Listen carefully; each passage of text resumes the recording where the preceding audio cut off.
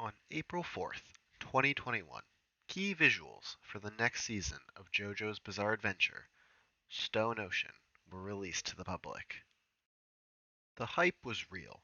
JoJo's, after 2 years, was coming back. At that time, JoJo's was one of the most anticipated shows of the year. How the mighty have fallen. It was known that Netflix bought the streaming license, and many expected JoJo's to be in Netflix jail. What actually happened surprised everybody. The first 12 episodes were all dropped on Netflix on December 1st, 2021. I remember it being leaked a few days earlier that the episodes were already on the developer's version of the Netflix app, with proper thumbnails and episode descriptions already there. I know I was pretty hyped for JoJo's Part 6. Being a fan of the manga, I think it is significantly better than Part 5 and is the perfect crystallization of the JoJo's formula up to that point. I was excited to see some of my favorite characters, like Jolene, Weather Report, and Anasui, be animated. I was excited to see the opening. I was excited by the voice actors for Jolene and the fact that the English and Japanese voice actors were both big fans of Part 6 and Jolene in particular. It was so cool. I, as well as everyone else, was excited. I was hyped. I was ready to be blown away. David Production had and will forevermore have my trust when it comes to JoJo's.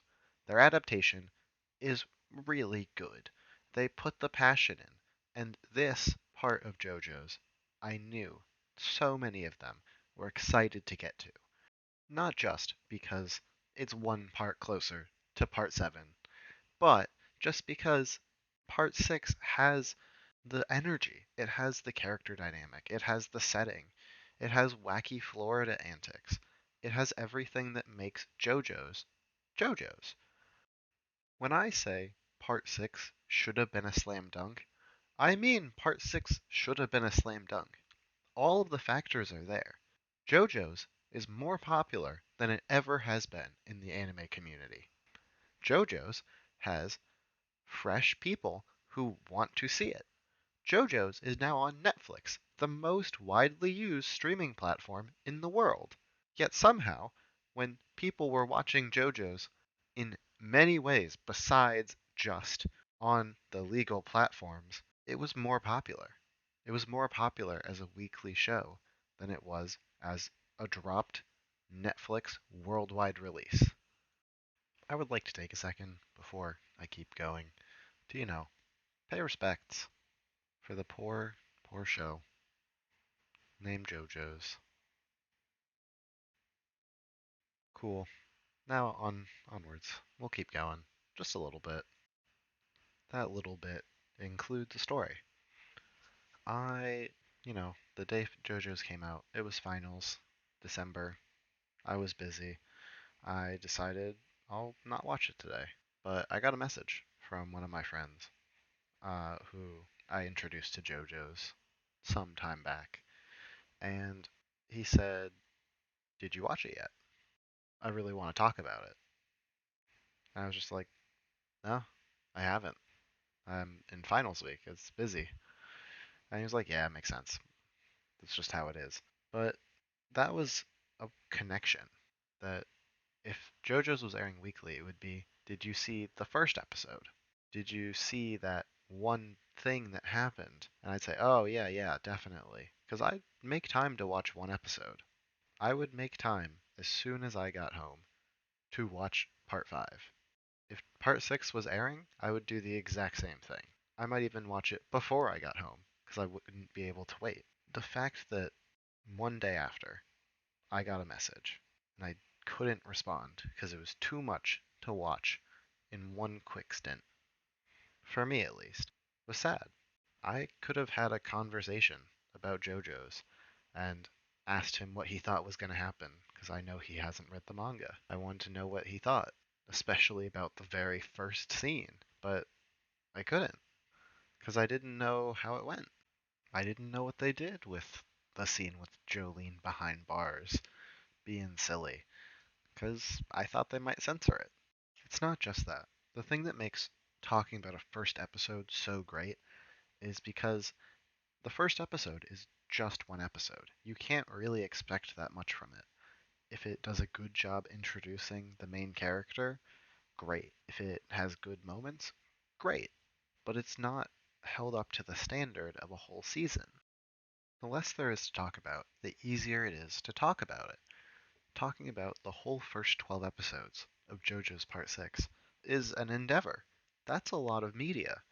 Talking about the first two episodes is a lot easier. It's easier to get discussion going, it's easier to take out key moments, it's easier to make memes. All of the real community aspects of watching anime are easier from a weekly model. Netflix created the streaming bingeable model. It created that, and they have good reason to keep doing it. It's what people seem to like. But people on top who think that, who truly think that, aren't there on the ground level. The collective consciousness of a given show adds so much to its lifespan. It adds so much to its legacy. I don't care about Lost, but all the people that were alive for the 10 years that it was airing, they care so much more. It was everything. It was the show. That's how it was. That's how anime is right now. You know each season what show comes out. That's how it goes. That constant flow of content, which, at a few moments may leave you dry. You may be annoyed that the season doesn't have an anime you watch on Thursday. Suck it up. Deal with it. Going 2 years without JoJo's, then to basically feel like you're back at square one, that's worse. That's way worse.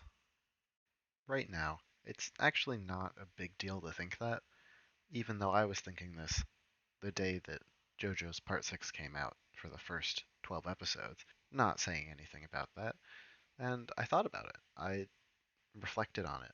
I reflected on all the shows that I've watched alone and not really talked to anyone about, besides just, hey, I really like this show.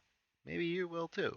The reason is that there's a lot of shows that I really love that I don't talk to a ton of people about. For me, it's hard to find these shows really good. I might like them, but they're a lot lower on my list of shows because I don't talk to anyone about it. I think that shows like Jujutsu Kaisen, very solid, but I've talked to a lot more people about it than I have a manga that I think is kind of better, like Siren, which I read recently. I think that's a better made manga for the most part, but I don't really have anyone to talk to about that, since nobody I know has read that, but people I know have seen Jujutsu Kaisen. So I have more of an attachment to that show, and in the end, rate it higher, since it's a more active part of my life. I think that's the reason that JoJo's has such a rabid fan base. It's so easy to talk about JoJo's. I can say any part, and anyone who's watched JoJo's will have an opinion on it, and it's different than their opinion on any other part. So I can talk about each part individually, which is one small section of JoJo's lore, and talk about the memes, and talk about the characters, and talk about the stands, and talk about the fights, and talk about the jokes. I can talk about all of them separately, which is really, really great. Those shows and manga I don't talk about are still good. I still really like them, but they're not special. They're not huge. They're not an event. JoJo's Friday was an event. On Monday, I'd talk with my friends. They'd be like, oh my god, that episode was so good. I'm so happy with that. That fight, so cool. It was an event. I really felt like it mattered that I watched the episodes. Not just for myself, but for my minor, social circle. This is a bit of a side tangent, but JoJo's Part 6 was not considered for the Anime Awards of 2021 at all. It wasn't there. It's JoJo's, and it wasn't there. It was not popular enough to make the list when, solid shows with decent fan bases did. I think that a lot of great shows came out, but JoJo's is still my favorite out of all of them. it's dead. It was killed. It was murdered. It was game ended. It was hit with the Roblox death sound. That's what happened. And now, what show won a category that JoJo's could have won? I don't know. Doesn't really matter. But it wasn't there. Good shows should make it there. It didn't make it there because there wasn't hype. There wasn't a lead up. There wasn't the section of time where everyone cared about it. When you miss that time, the magic is gone. Netflix, out of nowhere, became the place where normies started watching anime. And that's great.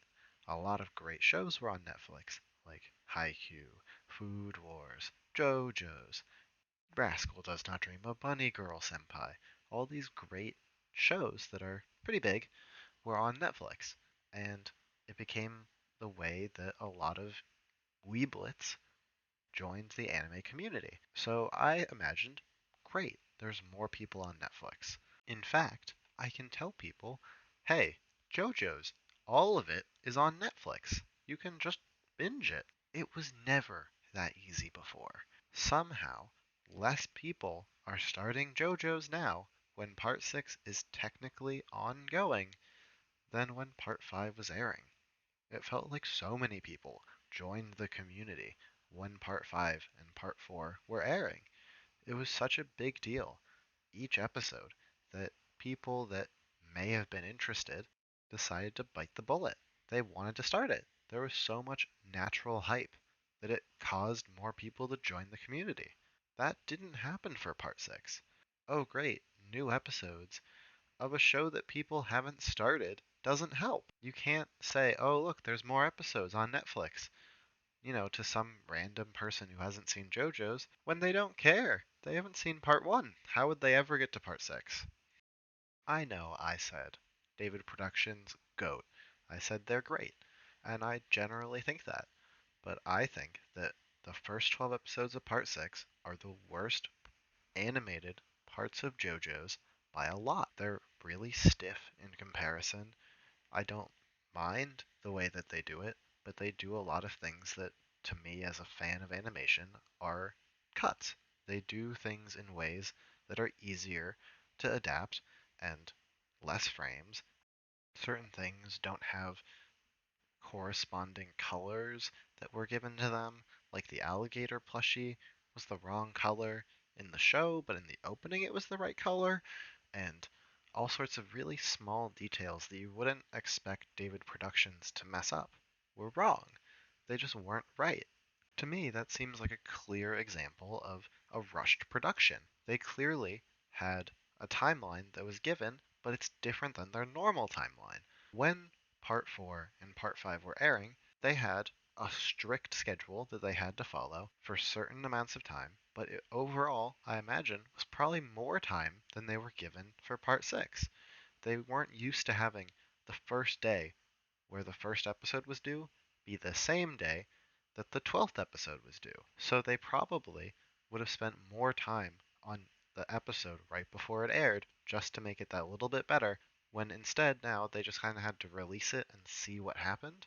They couldn't adapt the story in the way they probably wanted to. They wanted it to all come out and be great. And I think that the second core shows that they figured out how to do it. They did it in less time and they made higher quality episodes in general, with one exception. They didn't make a new opening, which, from the perspective of a JoJo fan, is wrong. The opening shows what happens in the section of the show that's going on. The opening starts from the very first chapter up to the last chapter it covers. It really just goes through the events and gets it condensed into the 1 minute 30-second music video. It just gets it in there. But without it being changed, the show feels wrong. It feels weird not having a unique opening to piece together. For all the people that are seeing it for the first time, the opening is a little bit of a hint. It really helps sell the show to them. If I was David Productions, the first thing I would do would be to make the opening, since that's the one thing that should be the same as it always was. It was always do on the first episode, or maybe the second, and it needed to be done, and it needed to be good, since it's the hook. It's the thing that keeps manga readers watching the show, since it's something new. There's no openings in a manga. Get why someone would say it doesn't really matter, it's just an opening. But when you look at it, the opening only coincides with those first 12 episodes. It only covers up to the frogs flying out of the sky. There's nothing after it that the opening covers. It doesn't give you hints, it doesn't give you anything, and it's weird. It doesn't feel right. That's the issue more than it being like bad. It's a good opening, but it doesn't fit that part of the story. I think I've ragged on enough about Part 6 being kind of okay, even though it's a great part of the story in the manga. It feels basic in the anime. It feels very simple, even though one of my favorite Jojo fights, which is Jolene and Emporio versus Jailhouse Lock, was animated, and it was really good. It was a great fight.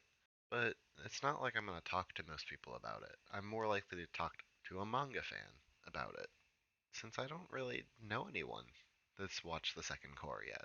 I've asked my friends who are JoJo fans, and they just said, I'll get to it at some point. It's because of the hype. The hype pushes it through. For instance, a new show that I watched, and I feel like a lot of people watched, which is Cyberpunk Edgerunners. Is it my favorite thing? No. But it was an engaging 10-episode show with very solid characters, and it worked. It was a good show.